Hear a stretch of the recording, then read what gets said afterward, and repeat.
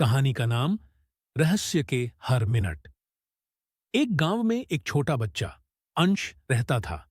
अंश बहुत जिज्ञासु था और हमेशा नई नई चीजें जानने की कोशिश करता था। एक दिन उसे अपने दादाजी के पुराने बक्से में एक प्राचीन नक्शा मिला। उस नक्शे में एक खजाने की जगह का जिक्र था, लेकिन खजाने तक पहुंचने के लिए कई मुश्किल पहेलियों को हल करना पड़ता था। अंश ने निर्णय किया कि वह इस खजाने को खोजेगा। उसने अपने दोस्तों रीमा और मोहन को भी इस रोमांचक यात्रा में शामिल किया। उन्होंने अपना सफर शुरू किया और पहला स्टॉप था गांव के पुराने पीपल के पेड़ के पास। वहां उन्हें एक पुरानी किताब मिली जिसमें लिखा था, हर घंटे की पहली धूप दिखाएगी तुम्हें अगला कदम। वे सभी अगले सुबह सूर्योदय का इंतजार करने लगे। जैसे ही पहली धूप आई, उसने एक छाया बनाई जो एक दिशा की ओर इशारा कर रही थी। वे उस दिशा में चले और एक प्राचीन मंदिर पहुंचे। मंदिर के दरवाजे पर लिखा था, सत्य की आवाज खोल देगी रास्ता। वे सब सोच में पड़ गए और तभी अंश ने एक छोटी सी घंटी देखी।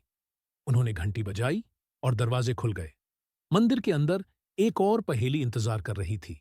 वहां लिखा था, जब चंद्रमा अपनी पूरी चमक में होगा तभी मिलेगा अगला संकेत। उन्होंने रात का इंतजार किया। जैसे ही पूर्णिमा की रात आई, चांद की रोशनी में एक चट्टान पर एक छवि प्रकट हुई।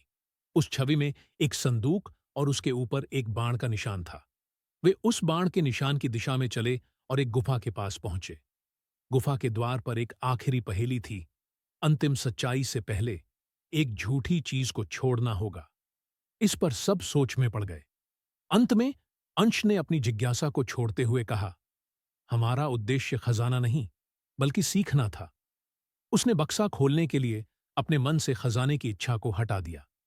जैसे ही उसने ये कहा, गुफा की दीवारें अलग हो गईं और एक अद्भुत खजाना उनके सामने था। लेकिन सबसे बड़ा खजाना था उनके चेहरों पर खुशी और दिलों में सच्चाई की भावना। उन्होंने सीखा कि असली खजाना केवल दौलत नहीं बल्कि ज्ञान और सत्य की खोज है।